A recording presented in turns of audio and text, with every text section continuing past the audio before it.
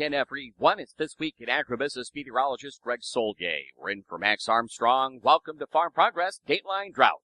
Our coverage of the drought of 2012 is brought to you by Genuity Drought Guard Hybrids.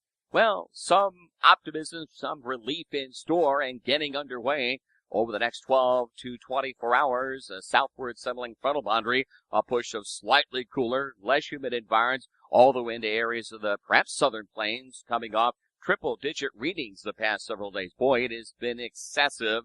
The heat, double-digit readings up to as high as 110, 115 degrees over sections of Kansas, Oklahoma, and Texas. Signs of at least an early harvest already underway, trying to salvage what you may with regard to summer crops, with a boundary back and forth, or at least a dividing line of various air masses through the Corn Belt. That's relatively good news. We're seeing some clustered shower and thunderstorm activity as far south as areas of Missouri and Illinois and southern Indiana. A little more significant upper disturbance with the cold front will be on the move over the weekend, easing temperatures and humidity as well by Sunday and into Monday, and generating perhaps a sizable severe weather outbreak over parts of the northern plains, upper Midwest, and Great Lakes region of the Corn Belt through late Friday night and Saturday. Keep an eye on that. But again, back to reality temperature-wise for what it ought to be for early August. Signs that will build that hot ridge of high pressure back across the heartland.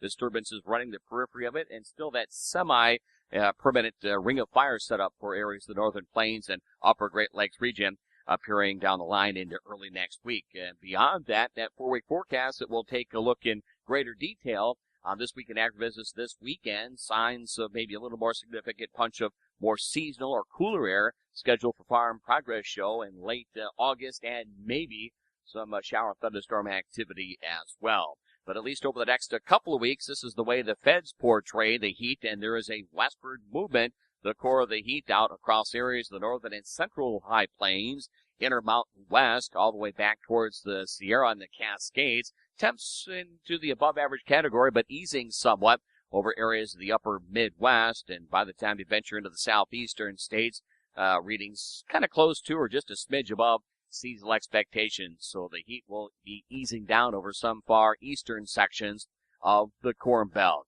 Meanwhile, precipitation expected to play out this way. Not much of it, slightly above average northern Great Lakes. Some west-northwest movement in the monsoonal moisture. Boy, areas of New Mexico and Arizona have seen rain amounts of 5-6 inches for the month of July, more than we've seen anywhere over a good part of the central and southern Corn Belt. Above average down south towards Dixie. That's a look at weather. Now, Bryce Dorr checks out markets. Yesterday's sell-off was invariably attributed to end-of-the-month profit-taking after a big rally in July. Some traders apparently didn't get the memo, or at least that's what the trading screen reflected for much of the session today. Prices weakened noticeably when markets opened in Europe, with a soft tone prevailing until the last half hour of trading. Futures were able to finish mostly well off their lows, however. Forecasts remain mixed, with enough uncertainty to keep sellers from staying in positions long. Much of the bearishness, in fact, stemmed from demand-side pressure, which started in Europe after Russian officials again played down crop losses there and said they'd have plenty of wheat to export. The comments came after Russia grabbed a big sale to Jordan this week. Other buyers are starting to come back into the market, though there's still plenty of competition.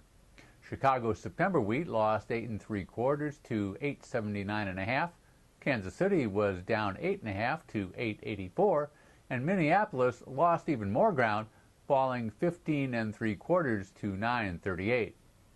Ideas that soybean exports are finally winding down for the 2011 crop year also played into the mix, with August futures losing 20 cents of its premium to September despite no deliveries to the contract. November futures settled down 12 at 16.29. Corn actually got some good news today on the demand front. Ethanol production, which had been slipping in the face of higher corn prices, rose in the latest week. Still, export sales are expected to be weak Thursday when USDA issues its regular totals. December futures fought back to stay in its uptrending channel for the rally, ending only 4 3/4 lower at $8.50. The market mostly ignored the other news of the day from Washington, where the Federal Reserve made few changes to its latest statement on monetary policy. The Fed added a little language on the slowing economy and stressed it would be vigilant to act if the situation deteriorates.